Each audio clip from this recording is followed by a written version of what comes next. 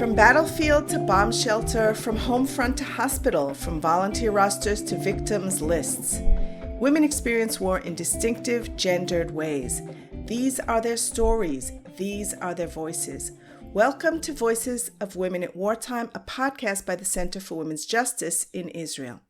I'm Rivka Lubitch, and I will be talking today with Esther Marcus, a member of Kibbutz Alumim, one of the kibbutzim in the southern area around the border of Gaza that was attacked on October 7th by Hamas. Esther is also the manager of the Resilience Clinic Center at Sdot Negev. We will hear from Esther about the murdering of 23 workers from abroad, Thailand and Nepal, the kidnapping to Gaza, and also Esther has a very tragic personal story that is woven in to the story of Kibbutz Alumim and the war. Hi, Esther. It's a pleasure to have you here with me today on our podcast, and we certainly have a lot to talk about in very little time. Hello, nice to be here. Thank you for having me. Before I ask you about where you were on October 7th, I'm going to tell our listeners how I briefly met you last week. So, last week I took a tour. I don't know if tour is the right word, but that's the only word I could think of the area of the South. For our listeners who are not living in Israel and don't quite understand what's happening here, I will explain. There is a whole area in the south of Israel near the Gaza border that has been directly affected by the Hamas attack. Many of those living there fought, were injured, have relatives and friends that were murdered, and are now evacuated from their homes. Those of us who are not directly affected feel the need to go and see what has happened. Even though we hear about it and read about it and we know what goes on because we watch the news, we still need to see it with our own eyes. Some of these kibbutzim are still empty and some are beginning to have people slowly trickle back in. So my husband and I went with a group of rabbis called Bet Hillel, and we met at Kibbutz Be'eri. We spoke about Kibbutz Be'eri on one of the, I think of the second episode, and they don't really allow people to go in. So we had to actually go in only as a group and with the army. Then we went to Alumim, Kibbutz Alumim, and we visited afterwards the memorial site at Nova for the 364 youngsters killed and 40 kidnapped from the Nova party. At the gate of Alumim, we heard a talk by Rabbi Slotsky, who lost 2 sons in the battle right there at the gate of the kibbutz. These 2 young men just picked themselves up on Shabbat morning and raced with their guns to fight way before the army got there. As we were walking from the entrance of the kibbutz to the cow farm, the refet of the kibbutz, I asked Rav Kula, the rabbi of the kibbutz, to suggest someone for me to interview who speaks English. And he said, "You see that woman over there? She's the woman to speak to, and she has a story." So here we are talking with Esther Marcus. Just tell you briefly about myself. I came to live in Israel at the age of 19. I'd spent a year in Israel, and my parents encouraged me to stay because they saw that they would be coming, and indeed they did come to live in Israel years later.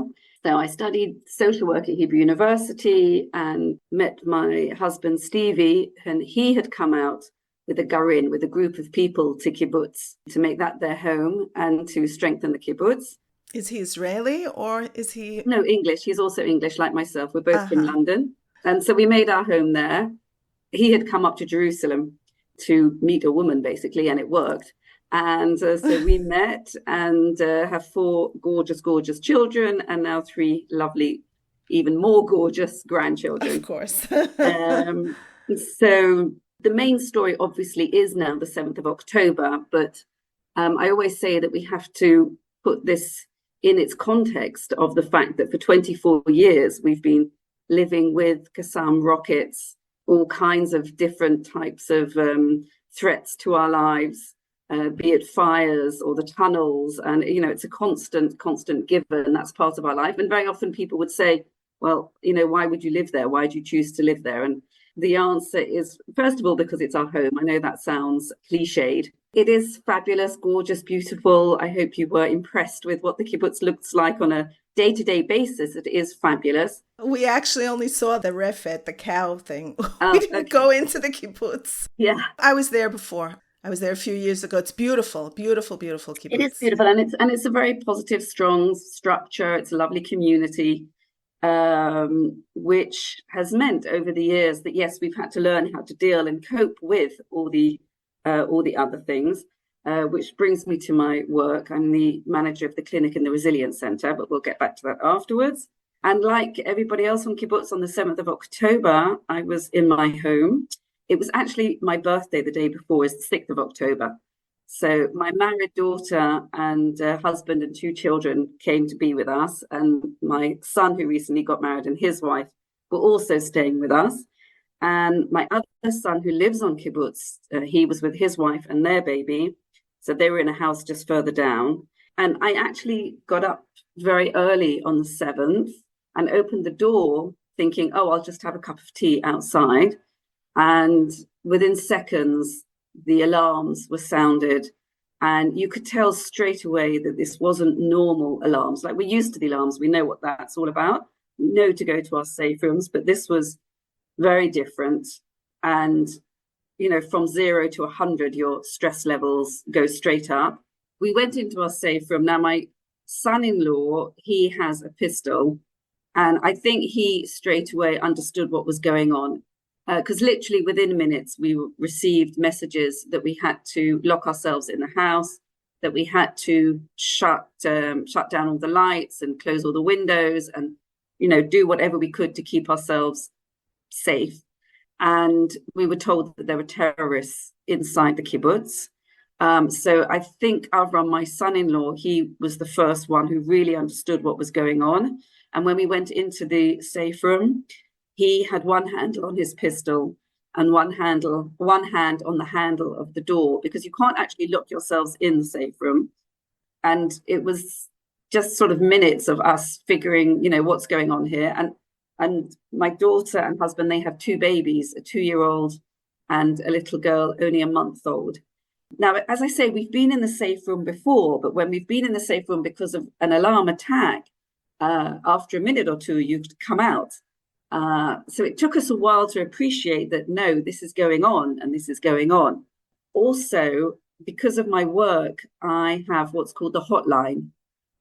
So people in the area who are suffering from stress, anxiety, and they need assistance, they phone through to the hotline. I always answer them. And then I have a team of 17 therapists, and I generally I get one of my therapists on board, they'll phone that person back, and then they can spend a half an hour calming them down on the phone, giving them tools, figuring out what's going on. Your therapists are all from the area, I imagine, and they were also hiding in the, my God, it's like...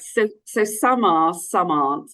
The first lady who checked in with me at 7:15 in the morning, one of my therapists, a woman called Mira, she sent me a message saying, Esther, all hell's broken loose.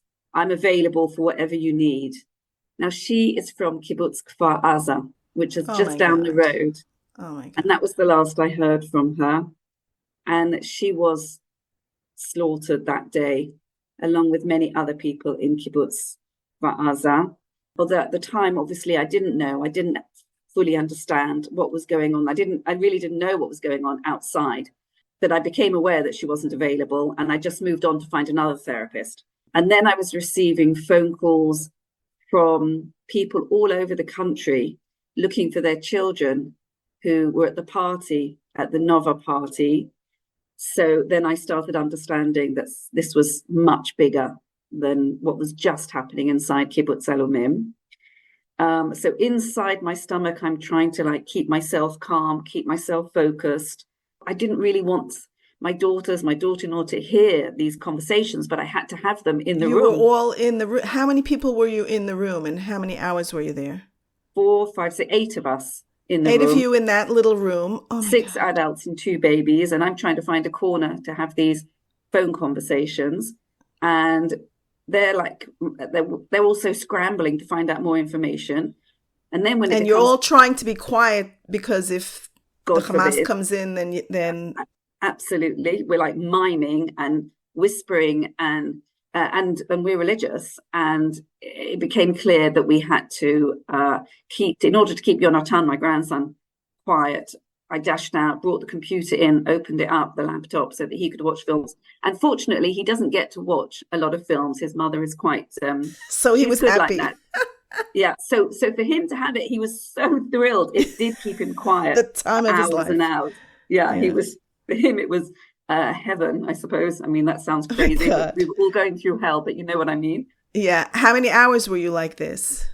We're there in the room from 6:45 to the next day, pretty much, the next morning. And we allowed ourselves, the adults, to pop out to go to the bathroom and pop back again. Because during the day, well, I'll tell you the story. There were moments where things were a little bit quieter. Having said that, I met with many families who did not leave their room. They had small children and they used a bucket or even a drawer in one of the cupboards as a bathroom. There was just nothing else that they could do, which I completely understand. When I mentioned the party, Rona, my daughter-in-law, he said, "Oh my God." And she spoke about a good friend of hers who had gone to the party. And also in her family, a young Canadian, he'd come to live in Israel and joined the army, and he was adopted by them. And he's like a brother to her because her family had lived in Canada for a few years and she's known him since she was 13. So this guy, Ben Mizrahi, So he was at and the another party. good friend, they were at the party. So she started scrambling, sending messages to try and find out where he is. And later we learned that he and his friend had actually had the opportunity to escape. But because they were both medics in the army, it was their moral duty to help the civilians, and they were killed as well while they were helping others. So we lost them also. Also, what became clear was that one of our soldiers from our kibbutz, he had left the kibbutz very early. There were lots of messages going around. Has anyone heard from him? Does anyone know what's going on? He literally drove out of the kibbutz and he just drove straight into the terrorists who were on that main road. And another son from the kibbutz, he also lives in Kfar Aza. And again, people were sending messages. Has anyone spoken to him? Do you know where he is? And it became clear that obviously something had happened to him. In fact, it was only a week later that his family were told that he had been killed as well. I just want to intervene here and say that when you say a son from the kibbutz, we had a woman before who said a son of the kibbutz. We're not talking about your son. We're talking about somebody who was born in the kibbutz and everyone is referred to as sons and daughters of the kibbutz. It means my friend's son. That's but the first son, Nitai, who left very early in the morning, it was only the following day in the evening that the army came to tell the parents what had happened. Right, because of the chaos and nobody knew what was going on and there were bodies all over. The other son, Shachaf, it was over a week later that the family were told because it was such a mess. So we're in the room for hours and hours. I'm getting these phone calls and people just crazy, figuring out what's going on. During the course of the day, what we now know is that at the same time that our team, we have what's called the first response team, Kitat Konanut, they went running out and they went to like the armory in the center of the kibbutz to get their guns, get their weapons and also their protective shields and their helmets. At the same time, terrorists had come into the kibbutz. They slaughtered a couple of the Thailandi workers, as you say, you saw by the Refet. And then these terrorists continued to the front gate. And at the front gate, and we have this all in the film footage, they shot out onto the road because they understood that people were leaving the Nova party, that they would have a chance to kill them while they were trying to escape. At some point, I'm not sure who in the army or if it was the police, we see the footage of our gate. The terrorists have been attacked by forces from outside. They're then pushed back. They decide to leave the entrance to the kibbutz, which is an absolute miracle that they choose to do that. One of them is severely injured. Their mefaked, their officer, is injured. They then retreat back to the way they came in. They didn't come back into the kibbutz. And then within seconds, another group of terrorists come in and they slaughter. Or it's possible that these same ones slaughtered at the Refet. They went back to where they were, where they killed two or more three of the Thailandi workers and kidnapped.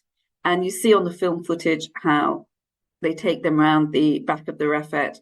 and one of them is still in Gaza. That we so don't they kidnapped two. I remember they kidnapped two of the Thailandese workers, and one of them they let out.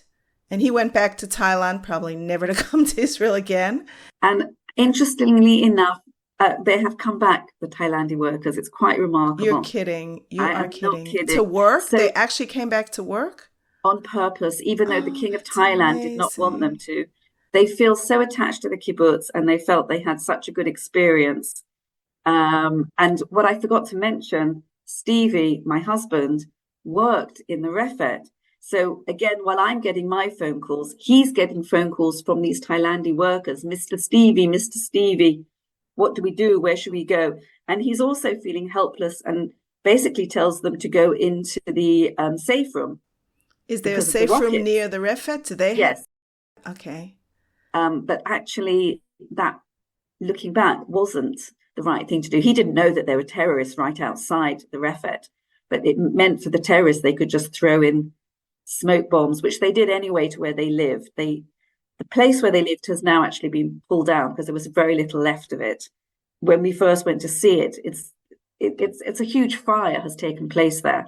They were slaughtered in their beds. Oh my God. Before we go on to the story of your husband, which we really have to hear, a couple of more minutes about the Thailandese and the people from Nepal, because this is really the only place where workers from abroad were killed. As far as we know, the kibbutz has given them a hug. Tell me a little about, what their families think. How were they notified? Yeah.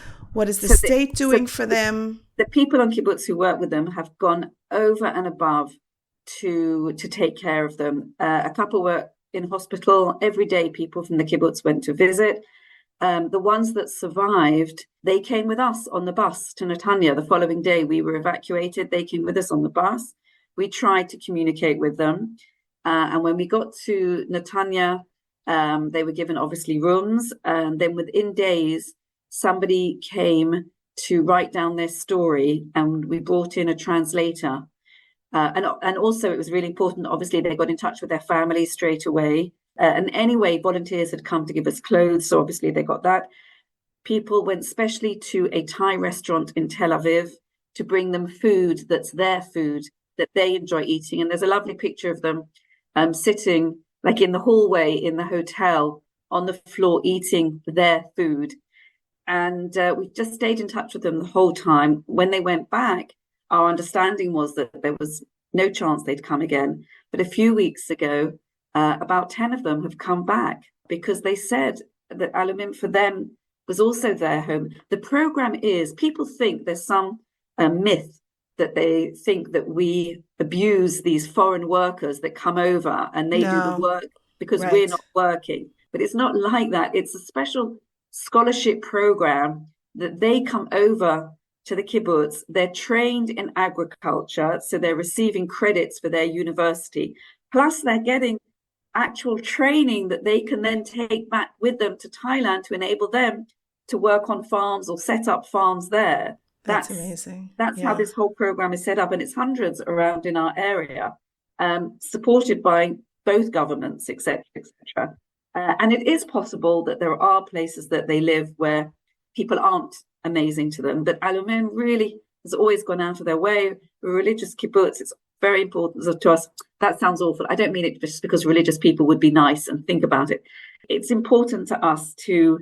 It's the value that we cherish, to be to good take care of them, and they have all their rights. And so it's amazing. And one of the guys who worked with Stevie in the Refet, because he'd worked in the Refet, he actually escaped by hiding himself. He went into the Refet and he moved the panels in the ceiling, and he managed to get himself up into the roof and closed it. And then he created for himself some method that he could breathe, so that when they threw in the smoke bombs, he could keep himself alive. And you see his handprints going up the wall. It's amazing. What a story. Yeah. What a story. Yeah. Okay, so let's move on and talk about, first I want to hear about what happened in the Refet, the problem of milking the cows, and then we'll get to the awful story of your husband. So the cows are milked 3 times a day. We have somewhere in the region of 700 cows. On that same day, 10 of them were shot. And obviously it was complete chaos. And again, luck, miracle, don't know what to call it.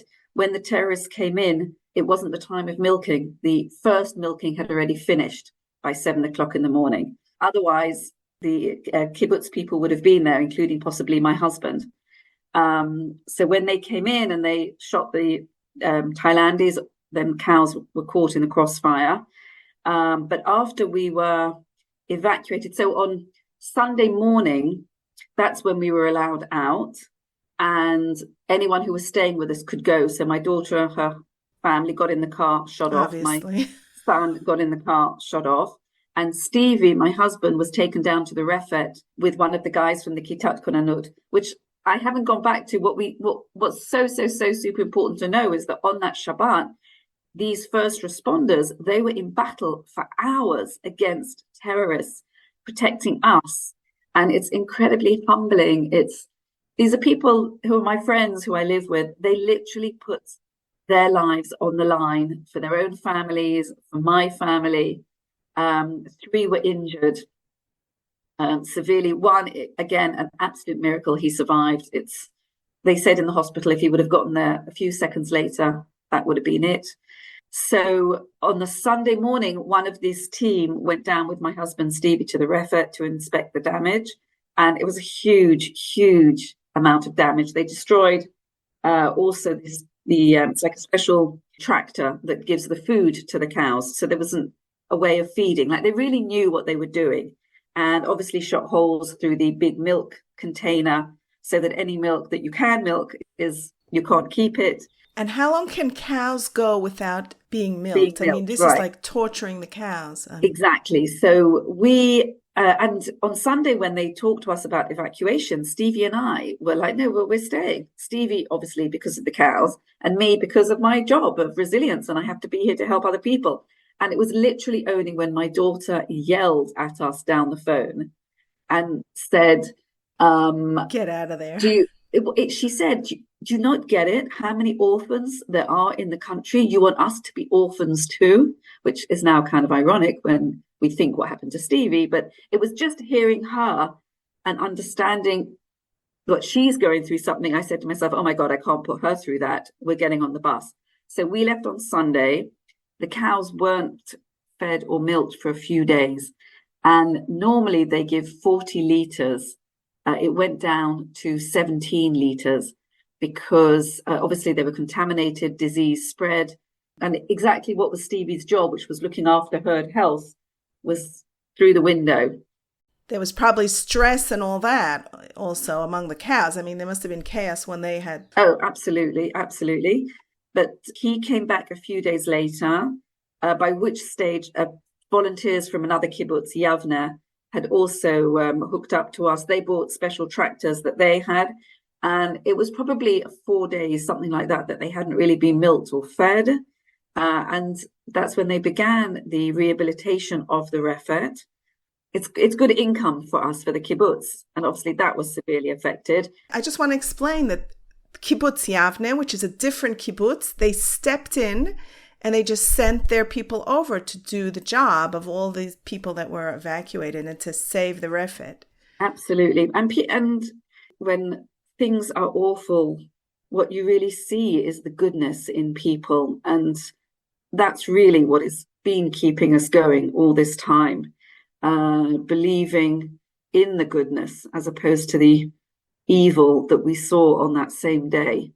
So Kibbutz Yavne, and then they got into like a special rota. People from all over the country were coming to volunteer. Still, people are coming in to volunteer. There's still volunteers coming to pick in our avocado orchards, and also the citrus, lemons, and oranges. People are stepping up. They have to help because our kibbutz are still evacuated. We were taken to Netanya. And when we got there, there's huge chaos again. What's going on? Who? How? And I know from my work the importance of sharing and talking, certainly as soon as possible in order to prevent post-trauma. So I was busy setting up, groups so that people could sit down and share their stories and have as much communication as possible. And then set up a resilience center there, because where In I work, Netanya for the kibbutznikim in the hotel. right. And then I moved on to setting up together with my team. Obviously, it's not just me, it's Mayan, who's my boss, and Gon and other workers. We ended up setting up 11 resilience centers throughout the country because the people from our area, Kibbutz Alumim is in the Sdot Negev Regional Council. So Kibbutz Sad is there. They had been evacuated to the Dead Sea. Moshav Takuma had been evacuated up to the north. And other people had been evacuated literally throughout the country. Eilat, Neve Ilan, Yerushalayim, Kibbutz Almog, all over the place. So you go to all these places and send people to work with them? Most of the places I went to myself. A lot of work was done through Zoom because it's crazy otherwise. But the idea was to find in each location somebody who, like myself, is in charge of the clinic here, would be in charge of a clinic there. They then had to very quickly recruit 10 or 20 therapists, make sure that they had some kind of training in trauma treatment, and then set up resilience centers there and then so that anybody and everybody who needed help straight away would get what they needed. So it's family therapists, child therapists, adults, but all had to have a basis in trauma. I just want to say that this whole thing is so out of this world because you people are in the trauma and you're trying to help other people. And the trauma is so huge. It's like something that we'd never, ever, ever imagined. So who knows how to cope with this? From what I understood, even people who were not from the area and step in to help, it's like, you know, they now need help. And I just don't know how. It was crazy and hugely chaotic in the beginning, which is understandable. And I had to do a lot of work with myself with Esther, figure it out, be focused. You've got to get there. This is what you need. This is what we have to have. And if somebody said no to me, that's fine. Move on. Somebody else, something else. Get what you need. There's no time for this. There was no time for anything. No really. nonsense. Just figure out. Yeah, absolutely. No nonsense. And I was getting phone calls from people all over the place, which I really appreciate. There's no way I got back to everybody because it was so chaotic. And it also wasn't clear in the beginning who's like in charge. Is it the Ministry of Health? Is it the Ministry of Welfare? Who's taking control here? What's going on? And meanwhile, we were there in the field and we had to put things together. And lo and behold, we did it. It really, really amazing. I think we're going to have to get to the story of your husband because I feel like we're pushing it and avoiding it in a way. It's fine.